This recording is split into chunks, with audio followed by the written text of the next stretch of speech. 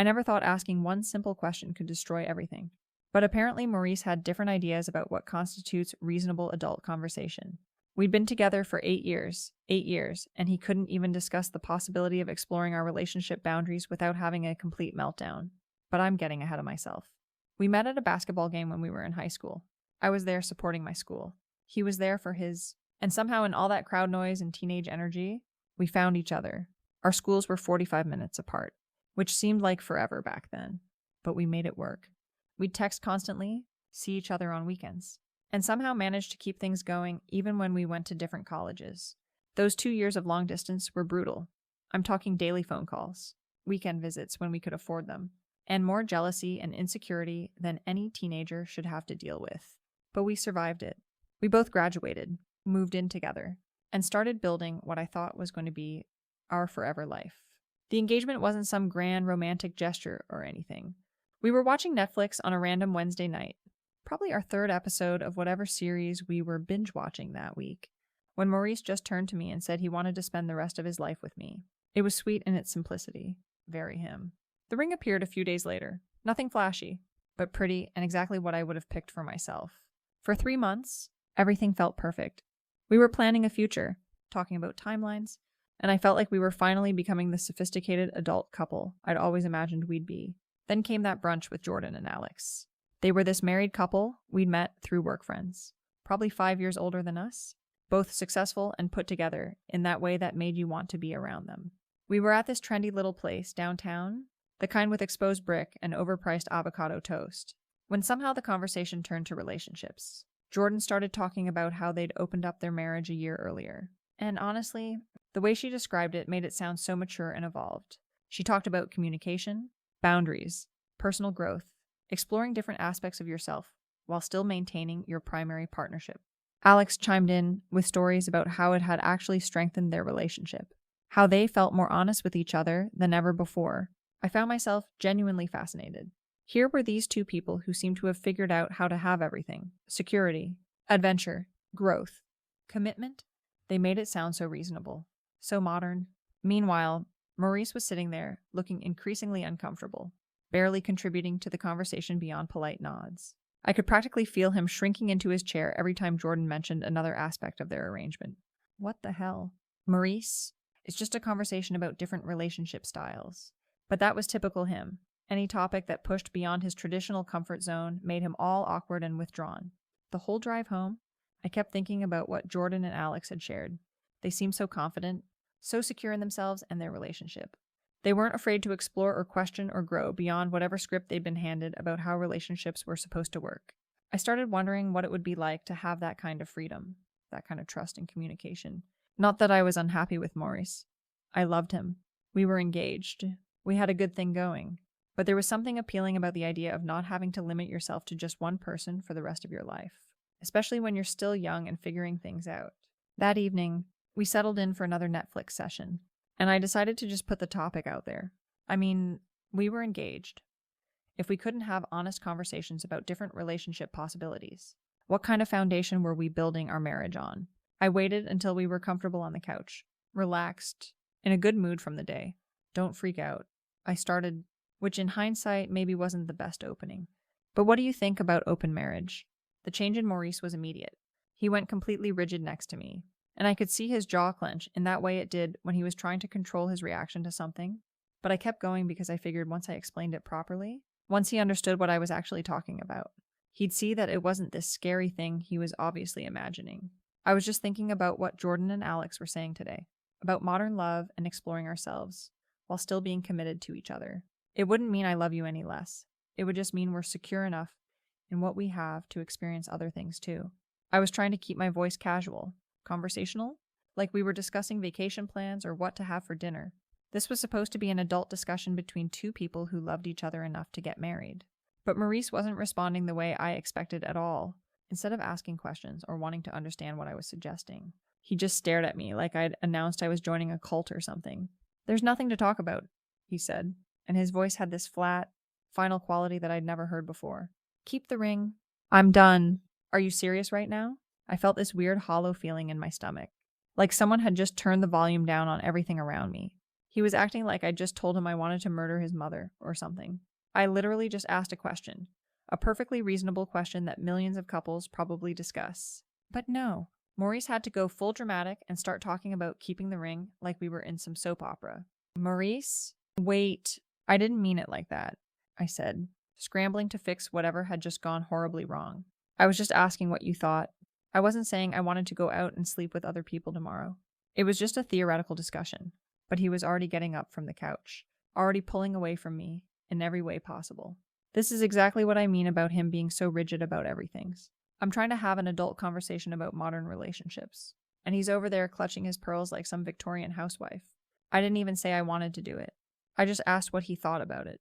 But apparently asking questions is now grounds for throwing away 8 years together. I don't want to hear it? Emily, he said, and he was moving toward our bedroom like he had somewhere urgent to be.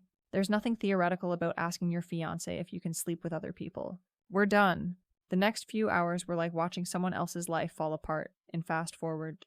Maurice started packing, actually packing his clothes and personal items like he was moving out permanently. I kept trying to explain, kept trying to make him understand that he was completely overreacting. But he wouldn't even look at me. He just kept folding shirts and gathering his things with this mechanical efficiency that was somehow more terrifying than if he'd been yelling or crying or showing any normal human emotion. This is insane. I kept saying, you're throwing away everything we built together because I asked one question. I didn't cheat on you. I didn't betray you. I tried to include you in a conversation about our relationship, but it was like talking to a wall. He finished packing 2 bags, grabbed his work laptop, and headed for the door. Just like that. 8 years? An engagement? All our plans. And he was walking out because he couldn't handle the idea of an adult conversation about relationship boundaries. I thought we were strong enough to explore different possibilities together. I called after him. I thought we trusted each other enough to be honest about these things. He paused at the door, and for a second I thought maybe he was going to come to his senses, realize how crazy he was being. Instead, he just said, find someone else to explore with, and left. I spent that night alternating between fury and disbelief. This had to be some kind of temporary insanity. Some kind of dramatic reaction that would wear off once he had time to think about it rationally. Maurice wasn't the type to make huge life decisions based on emotional reactions. At least, I didn't think he was, but apparently I'd been wrong about a lot of things. The next few days, I tried everything to get him to talk to me like a reasonable adult. I called. I texted. I sent emails explaining exactly what I'd meant and why his reaction was so disproportionate to what had actually happened. When he didn't respond to any of that, I left notes on his car. Nothing crazy. Just little reminders that we loved each other and that this was all a huge misunderstanding that we could work through if he'd just give me a chance to explain properly. But Maurice had apparently decided that the mature response to relationship conflict was to completely shut down and pretend I didn't exist.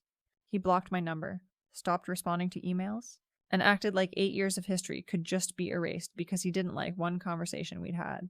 So what if I left a few notes on his car? That's romantic. So what if I stopped by his apartment? That's what people do when they love someone. They fight for them. I even showed up at his place around 2 in the morning one night when I couldn't sleep. Couldn't stop thinking about how ridiculous this whole situation had become. I figured if I could just see him face to face, remind him of what we meant to each other, he'd remember that we were supposed to be getting married, not throwing everything away over a theoretical discussion about relationship styles. He answered the door, looking exhausted and annoyed, like I was some kind of inconvenience instead of the woman he proposed to 3 months earlier. Emily, you can't keep doing this, he said. We're not together anymore. You need to accept that and move on. I didn't actually do anything wrong. I told him, I asked you a question. I tried to include you in thinking about our relationship. I thought we were strong enough to explore different possibilities together, even if we decided not to pursue them. But he just stood there in his doorway like I was a stranger. Like everything we'd built together meant nothing to him. I don't want to explore anything with you, he said. I want someone who wants the same things I want. That's clearly not you. All these people acting like I'm some kind of stalker, when really I'm just refusing to give up on 8 years of history over one stupid conversation. His friends probably don't even know the whole story. They just see him playing the victim and assume I did something terrible. But I didn't actually do anything. I asked a question. That's it. And now I'm supposed to just walk away and pretend like we never meant anything to each other. When it became clear that Morris was going to keep being stubborn and unreasonable, I tried a different approach. I offered to go to couples therapy, to work through whatever insecurities or communication issues had led to this massive overreaction. I offered to sign some kind of monogamy contract if that would make him feel more secure. I even said I'd cut off contact with any male friends if he thought that would help rebuild trust, even though trust had never been an issue before and shouldn't be an issue now. Nothing worked. He wouldn't even consider any of these perfectly reasonable compromises. It was like he decided to be as difficult and inflexible as possible, just to punish me for bringing up a topic he didn't want to discuss. I tried one last time to reach him, showing up at his apartment in this lingerie set I'd bought for our anniversary, thinking maybe if I reminded him of the physical connection we had, the chemistry that had always been so good between us, he'd remember why we belonged together. But even that didn't work. He took one look at me and just said, "This is pathetic, Emily." For both of us? Then he closed the door. "I'll be your wife, your servant, whatever you want," I called through the door, but he didn't respond. I was willing to do anything. Be anything? Just to fix whatever had broken between us. But apparently Maurice had decided that throwing away 8 years was easier than having one difficult conversation about our relationship. By this point, I was genuinely worried about Maurice's mental state. This level of rigidity, this complete inability to compromise or communicate, wasn't normal. So I talked to my parents about the situation, explained how their future son-in-law had completely lost his mind over a simple question about modern relationship styles. My dad was furious. He couldn't believe Maurice would treat me this way after everything we'd been through together. My mom was more concerned, worried that maybe Maurice had been hiding this inflexible, unforgiving side of his personality all along. They both agreed that someone needed to talk sense into him, help him understand how badly he was handling this situation. My dad called him directly, explained that I was devastated, that I'd never meant to hurt him, that we could work through this if Maurice would just stop being so stubborn. My mom left him a voicemail talking about forgiveness and second chances and how much I loved him. But Maurice apparently couldn't even be respectful to my parents. He didn't call back, didn't acknowledge their attempts to help, didn't show any appreciation for the fact that they were trying to save our relationship when he seemed determined to destroy it. Finally, I decided to write him a letter. Not an email he could delete, not a text he could ignore, but an actual letter that he'd have to physically handle, that would force him to confront what he was doing to us. I poured everything into that letter, 8 years of memories, all the love I felt for him, all the plans we'd made together. I explained exactly what I'd meant that night, how I'd just been curious about what Jordan and Alex had shared, how I'd never intended to hurt him or threaten our relationship. I sent the letter along with my engagement ring, thinking that might show him how serious I was about making this right. The ring had been a symbol of our commitment, our future together, and returning it felt like tearing out a piece of my heart. But if it would prove to Maurice that I understood how much damage this misunderstanding had caused, if it would convince him to give us another chance, then it was worth it. I waited for days, checking my phone constantly, jumping every time I heard a car in the parking lot or footsteps in the hallway. Surely the letter would break through whatever wall he'd built up. Surely seeing the ring, understanding what it meant for me to return it, would make him realize how much our relationship meant to both of us. Instead, a week later, my parents called to tell me Maurice had dropped off the ring at their house. No note, no explanation, no acknowledgement of everything I'd written to him. Just the ring I'd worn for 3 months, handed back like it was some borrowed book or something. He couldn't even be bothered to return it to me directly. He had to involve my parents, make them part of this humiliation. That's when it really hit me how cruel Maurice could be when he didn't get his way. Not only was he throwing away our entire relationship over one conversation, but he was going out of his way to make the process as painful as possible for me. The man I thought I knew, the man I'd planned to marry, was apparently capable of this level of coldness and vindictiveness. My parents found me crying on their couch that afternoon, completely broken by the realization that Maurice wasn't who I thought he was. 8 years, and I'd never seen this side of him. This inability to forgive. This need to punish me for asking the wrong question at the wrong time. My mom kept saying maybe it was for the best. Maybe we weren't as compatible as we thought.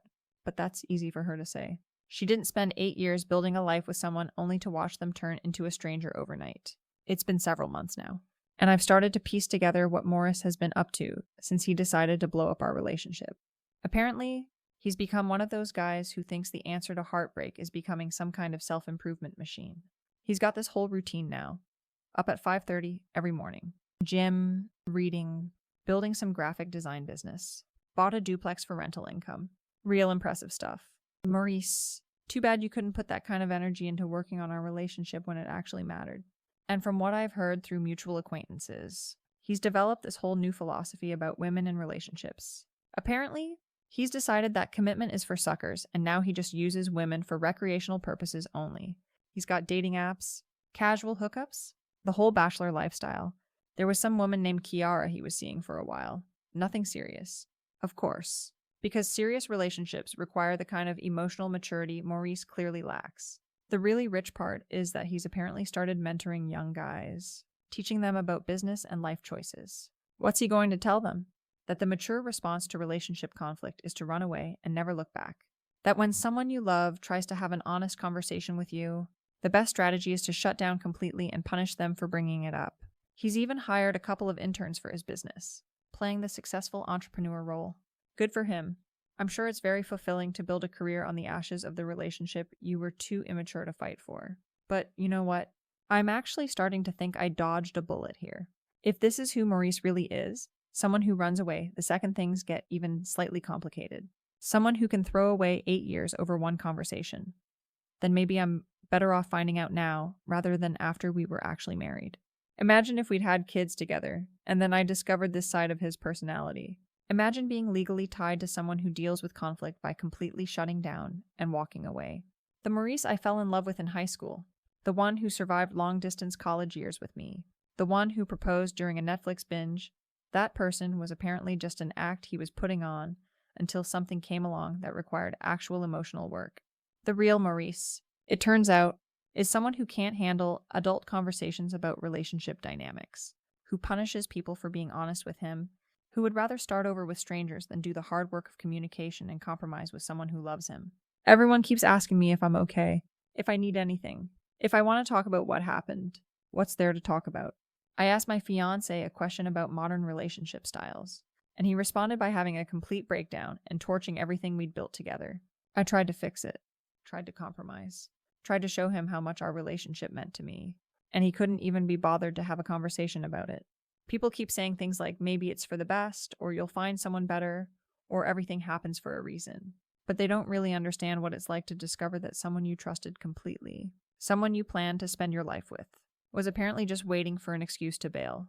They don't understand what it's like to realize that 8 years of history can be erased because you asked the wrong question on the wrong night. I'm not saying I handled everything perfectly after Maurice decided to have his dramatic exit. Maybe I called too many times. Maybe I shouldn't have left notes on his car. Maybe showing up at his apartment wasn't the best strategy. But I was fighting for something that mattered to me, trying to save a relationship that I thought mattered to both of us. Apparently I was wrong about that last part. The truth is, Maurice showed me exactly who he is when things get difficult, and I should probably be grateful for that information. Better to learn it now than 5 years into a marriage when the stakes are even higher. Better to find out he's the kind of person who deals with relationship challenges by running away and starting over somewhere else. So while Maurice is out there playing the successful bachelor, collecting casual hookups and building his business empire and mentoring young guys about life choices, I'm learning some valuable lessons too. I'm learning that some people aren't capable of the kind of emotional honesty that real relationships require. I'm learning that asking questions about your relationship doesn't make you a bad person, even if your partner can't handle the conversation. And I'm learning that sometimes the person you think you know best is actually a complete stranger who's just been waiting for the right moment to show you who they really are. Maybe Maurice thinks he won something by walking away, by refusing to fight for what we had, by turning himself into this new version of who he thinks he should be. But I know the truth. I know that he threw away something real because he was too scared or too inflexible or too immature to have one difficult conversation with someone who loved him. And that's something he's going to have to live with. Not me,